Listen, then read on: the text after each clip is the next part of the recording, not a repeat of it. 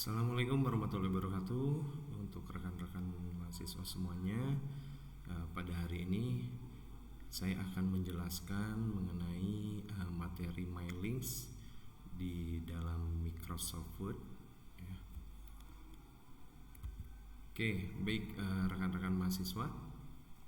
Di sini ada sedikit penjelasan mengenai fungsi dari menu Mylink yang ada di Microsoft Word, yaitu untuk membuat dokumen massal dengan menggabungkan data dari sumber-sumber eksternal. Ya, data itu bisa berupa database gitu ya. Nah, fitur Mylink ini digunakan tadi kan untuk membuat dokumen massal atau label undangan seperti itu, atau kalian membuat amplop juga, atau kartu ucapan sertifikat dan yang lainnya gitu ya. Fitur Mylink ini digunakan ketika kalian akan membuat suatu surat ya atau data yang memiliki jumlah data yang banyak gitu. Jadi disarankan ketika kalian mau membuat surat yang diperuntukkan lebih dari misalnya 20 orang gitu ya, tidak lagi kalian secara manual gitu ya, hanya mengganti nama pada file Microsoft Word misalnya, tapi kalian harus menggunakan fitur Mylink ini gitu. Fitur Mylink ini sangat memudahkan sekali pekerjaan kita untuk membuat surat massal. Dan yang perlu dicermati juga pada saat nanti latihan menu Mylinks ini, yang harus kalian siapkan ya. Yang pertama yaitu template suratnya ya. Dengan file Microsoft Word silahkan bebas untuk penggunaan surat template suratnya, apa mau disamakan dengan saya pada saat latihan ini atau mau pakai yang lain pun boleh gitu ya. Kemudian yang kedua itu data ya, data suratnya. Dalam hal ini misalnya data identitas yang akan kita beri suratnya gitu ya. Misal ada nama mahasiswa, misalnya ada semester, tahun angkatan dan yang lainnya. Kemudian yang ketiga nanti kita akan lakukan Mylinks gitu ya, dengan ada beberapa fitur yang kita gunakan yaitu toggle fill code. Kemudian yang terakhir bagaimana cara mencetak surat yang sudah kita konfigurasikan atau kita edit dengan menu Mylink ini. Mungkin saya akan bagi menjadi beberapa video ya. Yang pertama saya akan bahas mengenai template suratnya dulu. Kemudian nanti ada penggabungan data yang ada di Excel dengan template surat yang ada di Microsoft Word. Kemudian yang terakhir nanti akan ada video terkait bagaimana cara mencetak surat menggunakan menu Mylink. Sebelum saya masuk ke template surat, ada beberapa fitur yang kalian harus pahami di menu Mylink ini. Yang pertama itu Start Mail Merge, itu untuk memulai proses penggabungan ya, atau kita pada saat pembuatan template surat. Setelah membuat template surat, kemudian kita ada fitur yang namanya Select Recipient, itu untuk memilih sumber data di Excel kah, Access kah, CSV kah, dan yang lain-lain gitu ya. Setelah dipilih sumber datanya, ada menu atau fitur Insert Merge Field untuk menambahkan field-field yang ada di data Excel misalnya untuk ditampilkan ke dalam file template surat di Microsoft Word. Nah, setelah ditambahkan fieldnya, kita akan cek hasilnya ya, menggunakan fitur preview result ya. Dan yang terakhir ada finish and merge, ini untuk proses pencetakannya tadi gitu ya. Bisa kita cetak langsung dalam bentuk surat hard file atau kita buatkan dalam bentuk PDF. Oke. Nah, yang pertama saya akan menjelaskan mengenai template surat ya. Nah, seperti ini. Nanti silakan rekan-rekan mahasiswa jika ada contoh surat yang lainnya gitu ya. Nah, di template surat misalnya ini yang sudah saya buat, nanti nanti silakan misalnya kalian bisa buat kop suratnya tersendiri disesuaikan dengan instansi atau perusahaan.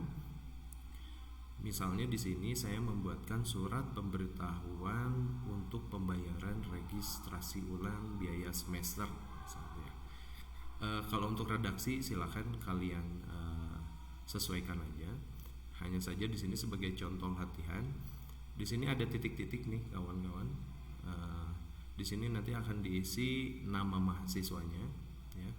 Kemudian ada alamatnya, dan di bawah pun sama ada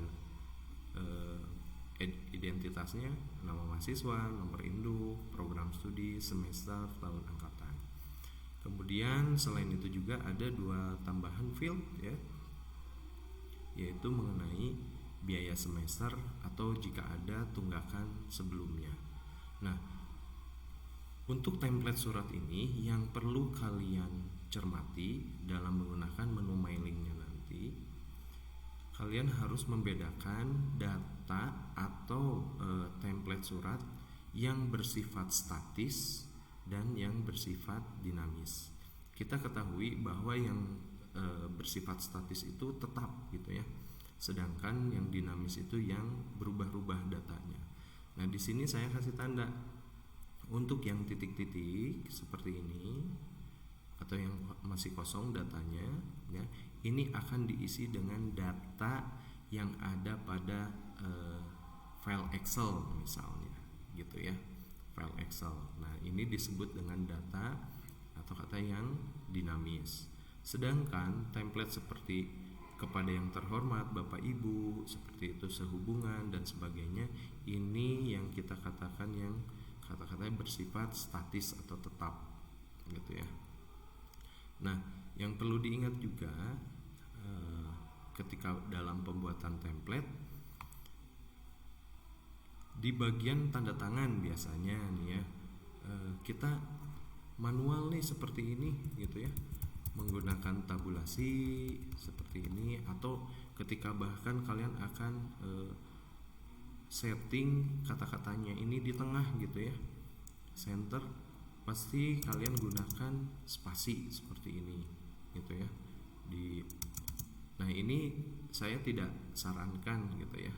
Jadi kalian bisa gunakan ya untuk lebih rapi. Kalian gunakan tabel ya. Insert cukup misalnya 2 kolom seperti ini.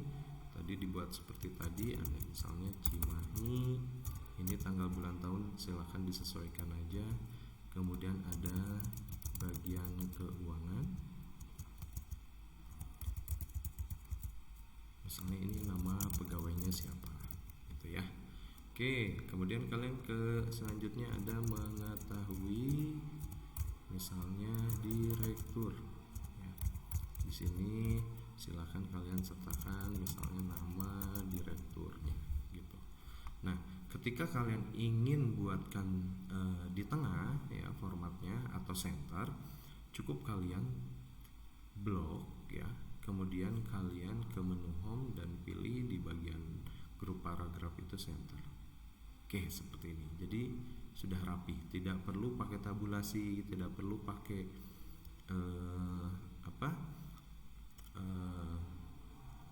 spasi ya. Jadi ini udah rapi gitu. Bahkan kalaupun ada 3 pun ya, misalnya saya tambahkan ada 3 yang menandatangani, ini nggak apa-apa, udah langsung otomatis rapi.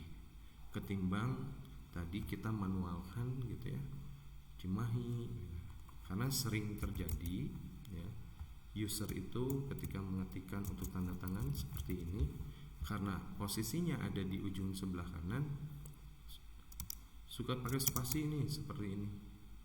Nah gitu ya. Nah, karena sekarang sudah mengetahui tekniknya, disarankan tidak menggunakan spasi. Oke, ini saya delete dulu. Oke, seperti ini. Ini tinggal bisa kalian atur jaraknya. Nah, seperti ini. Ini akan menyesuaikan dengan kebutuhan. Jika sudah, ini kalian seleksi tabelnya ya. Kemudian ke bagian desain ya. Di tabel tools ada menu baru, teks seleksi. Di group border ada fitur border, ini kalian pilih no border. Oke, jadi tampilannya akan seperti ini. Jadi ketika dicetak ini nggak akan terlihat apakah menggunakan fitur tabel atau tidak gitu ya. Oke, ini untuk template suratnya. Jadi silahkan dibuatkan dulu template suratnya sebelum kita lakukan menu mailing. Nah, sebelum melakukan menu mailing nanti di video selanjutnya, mohon disiapkan data dalam bentuk Microsoft Excel ya, disesuaikan dengan isian tadi ini, data yang sifatnya dinamis ya, seperti nama mahasiswa, nomor induk, program studi, semester, tahun angkatan, biaya semester, sama tunggakan. Itu silakan aja, bebas aja namanya gitu ya. Jadi nanti yang akan kita latihan menu mailing itu ada di seperti ini datanya. Jadi di sini saya contoh ada 30 data gitu ya. Di sini ada nama, alamatnya, program studi, semester ya. Semester berapa, SPP per semesternya berapa, terus ada tunggakannya misalnya kayak gitu. Nah, ini tolong dibuatkan terlebih dahulu. Jika sudah, nanti kita akan lanjut latihan bagaimana cara menggabungkan data yang ada di Excel seperti ini. Misalnya Abdul Majid, Pemalang, Teknik Informatika, semester 3, biaya semester sama tunggakannya akan muncul di sini.